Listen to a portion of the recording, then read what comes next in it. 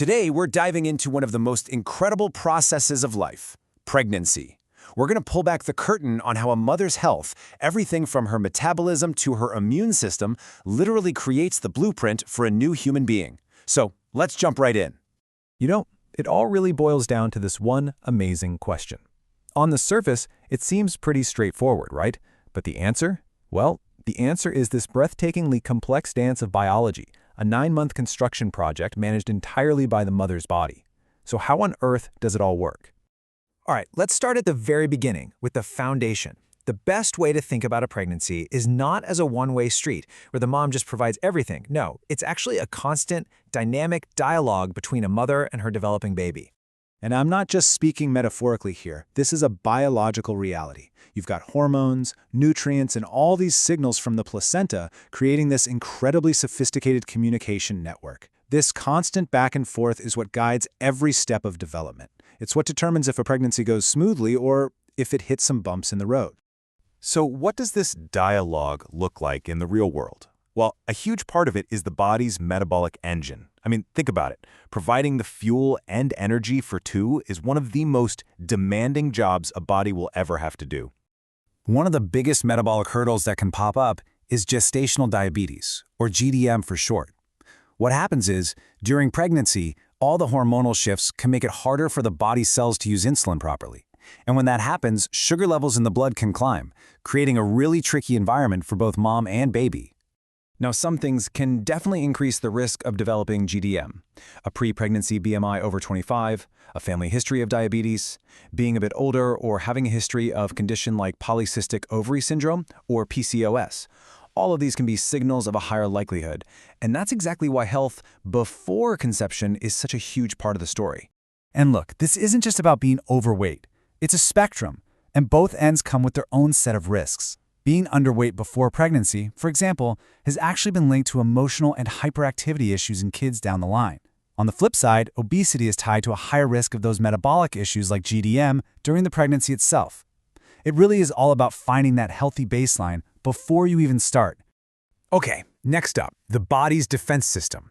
A mother's immune system has to pull off this incredible balancing act. It has to protect both her and the baby from germs and infections, while somehow not treating the fetus, which is technically foreign, as an invader and rejecting it. It's amazing.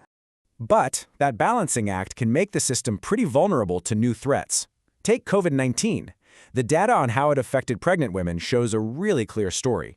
With the Delta variant, the risk for severe illness was over 10%.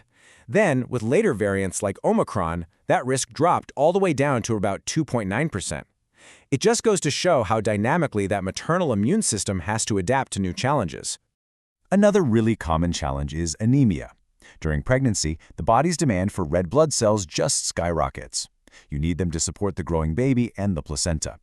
If your body can't keep up with production, you get anemia, which basically means you don't have enough oxygen carriers to get oxygen where it needs to go.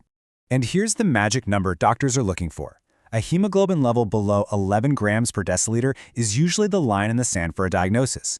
It's a super simple blood test, but it tells a really important story about maternal health, and it's why iron and folic acid supplements are so common during pregnancy. Inflammation is another one of those double-edged swords. You need it as part of a healthy immune response. But if certain inflammatory signals in the body are constantly running high, they can become a risk factor themselves. In fact, they've been linked to a higher risk of preterm birth. So once again, it all comes back to that delicate balance.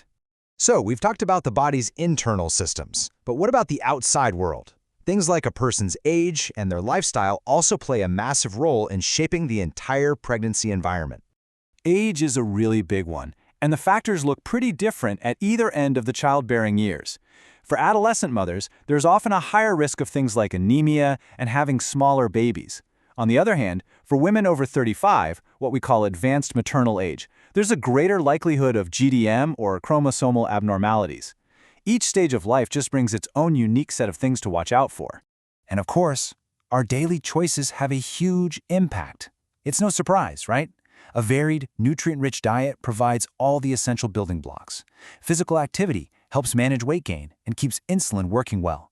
And something we don't talk about enough, managing stress is absolutely critical. A mother's mental well-being has a direct physical effect on the baby's developmental environment. These aren't small things. They are central to a healthy pregnancy. Okay, so we've looked at all these different pieces of the puzzle: metabolism, immunity, age, lifestyle. What's the big picture here? What's the path forward? What should we really take away from all this? Well, it really boils down to 3 core ideas. First, know your baseline. Seriously, understanding your health before you're even pregnant is the best possible head start. Second, be proactive about managing nutrition and weight gain during those 9 months. And third, find a great partner in your doctor. Regular prenatal care isn't just about checkups, it's about monitoring all these potential risks and making smart adjustments along the way. And this brings us full circle, right back to where we started. This quote really says it all. That conversation, that communication between mother and baby, isn't just about growth. It's what determines the very start of labor, whether it happens when it's supposed to or if things get complicated. Every single aspect of a mother's health is a part of that vital conversation. So I'll leave you with this question.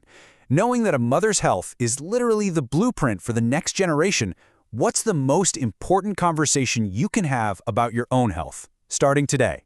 Thanks for joining us.